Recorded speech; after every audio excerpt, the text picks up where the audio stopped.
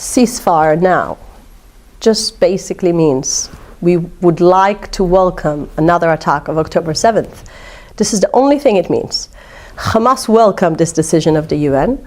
But food, fuel, water are scarce and disease is rampant. That's why they're calling for the humanitarian ceasefire.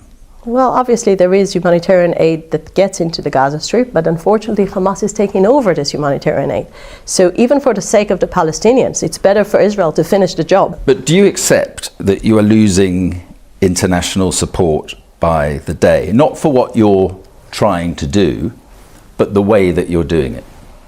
Absolutely not. I think, first of all, American support is incredible. You can see just now, I mean, it was American decision to veto a UN resolution for ceasefire, and you can see the UK support. I've been ambassador to the UK.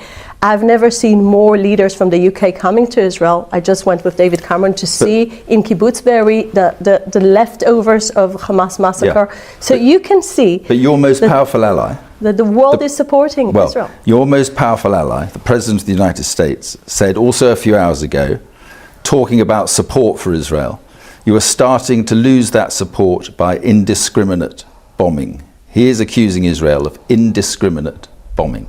So Biden supports Israel's aim of this war to bring back the hostages. And I carry this dog tag to remind everyone we still have 137 innocent people in the Gaza Strip. The United States, including the president, agrees that the Gaza Strip cannot carry on with Hamas control. So there is only one way to achieve that, which is to uproot the terror infrastructure that Hamas built. Unfortunately, some of that is embedded in population. So Israel is doing everything to prevent casualties among civilians. American presidents choose their words very carefully on this issue. Indiscriminate means random, without care. He is saying you are bombing Gaza without care. Absolutely not. And you know what? Let's just see history. Americans were fighting ISIS in Mosul. You had much more people that got killed in Mosul proportionally than the people in Gaza. And another thing, when you're thinking about the amount of efforts Israel is doing, we're talking about designated places to the Palestinians to hide. We're talking about humanitarian aid. Do you remember, by the way, do you remember a case? Just on this point, Mark, I'm asking you a question. Do you remember a case that any country in the world created humanitarian corridor to the enemy? I don't remember you helping Nazi Germany during the war, and I don't remember Americans helping Japanese during the Second World War. The point I'm trying to make, put it in proportions. Right. The point I'm trying to make is that the impression, even in the United States and in the White House, is that in your pursuit of Hamas, you're hitting targets even though you know civilians will be killed. Absolutely not. But that's what indiscriminate means, and that's what Joe Biden is saying. I can tell you what we do. I respect Joe Biden, the President of the United States. I respect the American support. But if there is one thing I protect, is IDF's actions at the moment. Why are we doing this? We're doing this because on October 7th, Israel was traumatized by the worst massacre Israel experienced since the Holocaust. Yeah, they get why you're doing it. The questions I'm asking you about is how you're doing it. So now the Prime Minister, Netanyahu, says the end of Hamas is near. How near? So I'm not sitting now in the war room, so I cannot tell you how much time we have left to the war. But I know that as long as our hostages are still there, and I know that as long as Hamas is still firing rockets on our cities, and we're talking about over 11,000 rockets on Israeli cities in the last few weeks. Well, this is the point. This is the point. We the need truth to is, stop that. It's believed that 3 of Hamas's 5 brigades are still intact. The head of Hamas, Yahya Sinwar, is still in Gaza at large. So the destruction of Hamas does seem some way off. How long will it take? Is it going to take weeks? Is it going to take months? How long will it take? First of all, I really believe this is a matter of more than a few weeks. So we need time for this. And as you said, there is still a lot of work to do. Here's my point. If it costs 18,000 lives to kill what you say is 7,000 Hamas terrorists so far, how many civilians will have to die to kill all 25 to 30,000 Hamas fighters in Gaza? I have a good answer. If Hamas wants to surrender now and to bring back our hostages, no civilian in Gaza will get killed. Right, but if they don't surrender, The reality confronting Israel is that you're going to have to carry on, you're going to have to, as you say, wipe out Hamas. Do you accept that that could mean tens of thousands more civilians dying in the process? It's not like we want civilians to get killed. We were caught into this war not because Israel woke up in the morning and started to attacking the people of Gaza. Israel woke up into October 7th and they were brutally murdered by people that worked in their houses. So Israel woke up in the morning and we realized that on the other side there are people that want to commit a genocide to the Jewish people. I think the Jewish people have learned something from the Holocaust. The Americans say there's a gap between what you're promising in protecting civilians and what is happening on the ground. More than twice as many children have died in Gaza since October the 7th than in all the conflicts worldwide last year. How can that be justified? I cannot justify any death or any loss of life. This is not the idea. The idea is to justify our duty to our children. Isn't the danger that, as Lloyd Austin, US Defense Secretary, says, you're in danger of turning a tactical victory into a strategic defeat?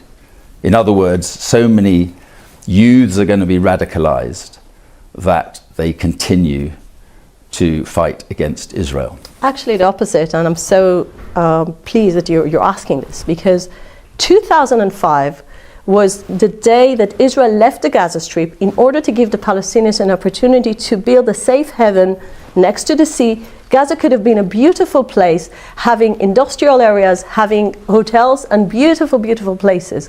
What Hamas turned this place in few months was to a place that uses its people as human shields, takes all the money from Iran, Qatar, and the humanitarian aid it receives to build underground terror city that cost them over $300 million that could have made a great city, but instead of that he preferred to build a terror city. So, okay, you eradicate Hamas. There's a question about whether you can do that, eradicate an ideology. We have no question, by the way. We know we can do it. All right. Well, you get rid of Hamas. What happens post-Hamas in Gaza? What happens to 2 million people in Gaza?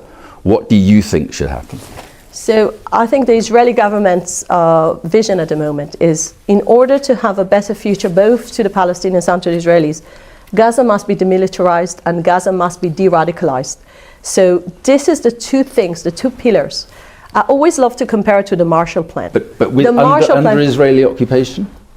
Obviously, we're not interested to govern the Palestinians, but we are interested to make sure that Gaza won't become another terror hub. But so how? We will demilitarize Gaza. Right. We will demilitarize Gaza because no one else volunteers to do that, by the way. And then who is in Gaza? And we believe that together with our allies and with the moderate Arab countries, we can build a better future. But let me tell you my own insight.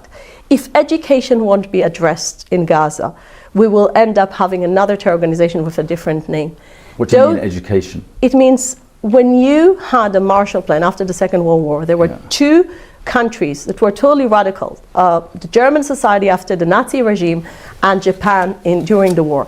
Those two societies turn out to be a good Western countries that everyone loves to But I don't quite know what you mean, education in Gaza. Who are you going to educate? I think part, at the moment, under the UN name, the UNRWA schools are becoming terror schools. So you're talking about re-educating the population? If you have the UN involvement, then forget about refugee camps. Why should they be refugees after 70 years of having independent life? They could have built their own life, but they didn't. But re-education is the kind of, you think of China and you think of... Absolutely not. This is what you did. Camps this is what you did in Nazi Germany. This is what the Muslim British Uyghurs and so forth. You're not learning from your own history. In this residence that you came to, there is a Churchill painting.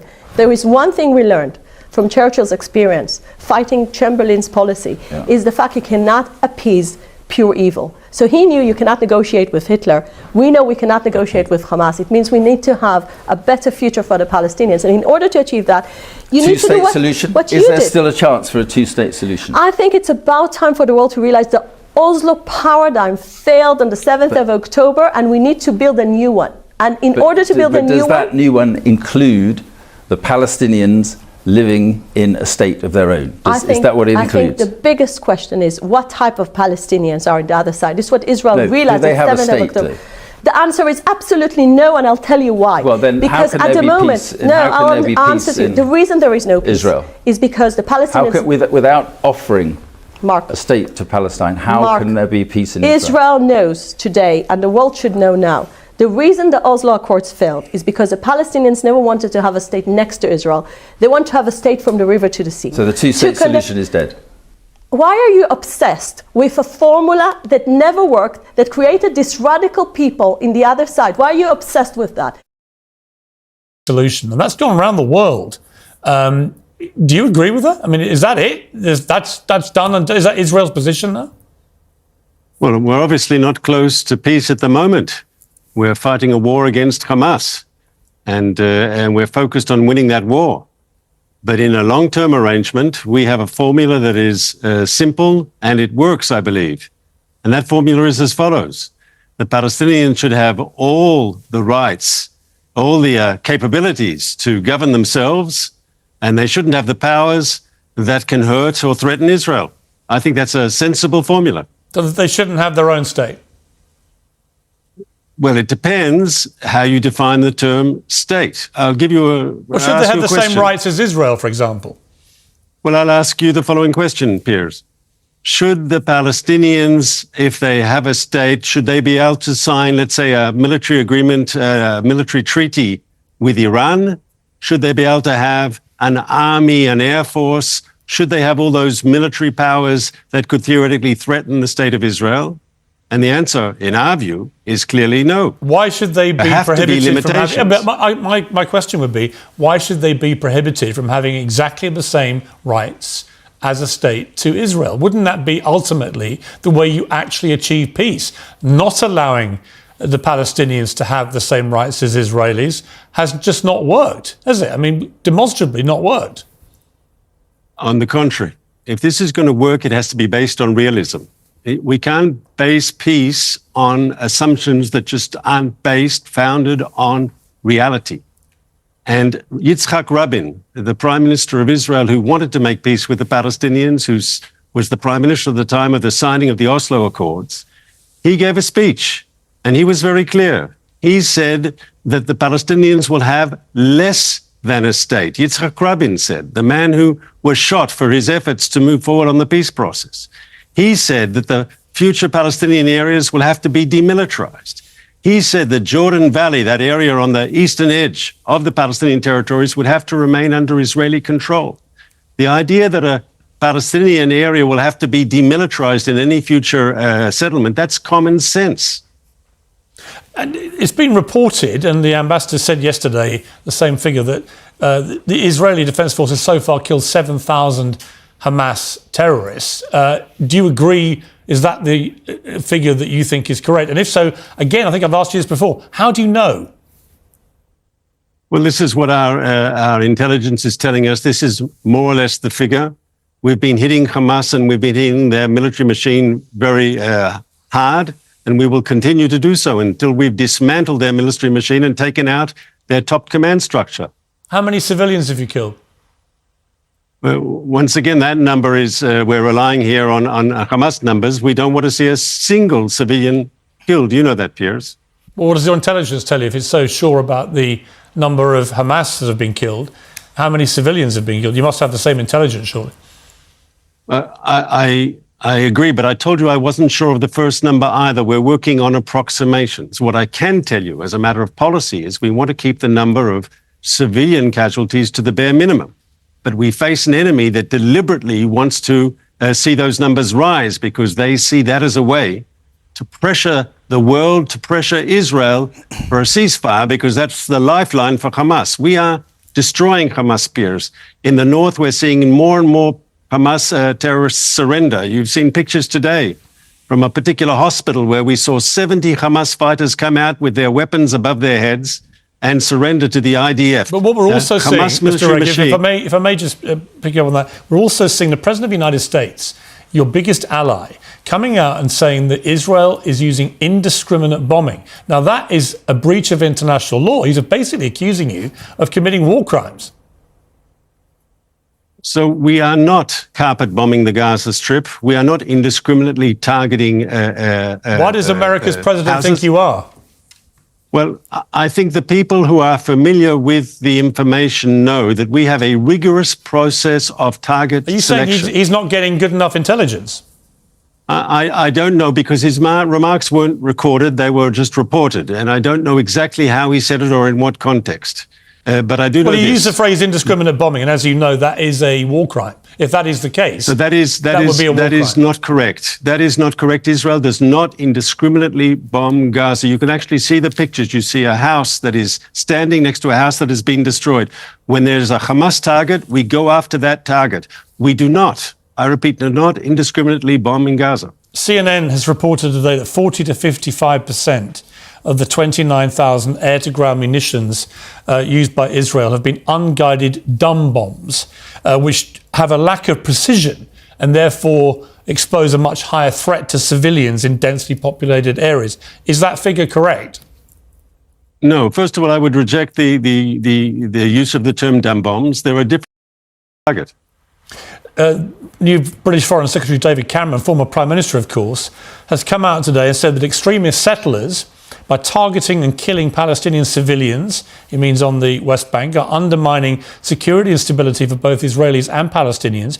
Israel must take stronger action to stop settler violence and hold the perpetrators accountable. We are banning, this is the UK, those responsible for settler violence from entering the UK to make sure our country cannot be a home for people who commit these intimidating acts. Strong words from Mr. Cameron. Your response? Well, we're as a government, we're opposed to any sort of vigilante violence, and we will arrest people who are involved in it. From our point of view, anyone who acts that way is acting against the law, and we'll bring the justice system down against them. We'll make arrests and people will go to jail. But I think it must be said that if one looks on the violence in the West Bank, and of course we condemn and we act against vigilante Jewish violence, but the overwhelming majority of the violence, 99% of it, is in the other direction. And that has to be put in perspective. What does your intelligence tell you? Do your intelligence figures, what do they tell you in terms of number of Israelis killed on the West Bank by Palestinians since October the 7th? And conversely, the number of Palestinians killed by Israelis?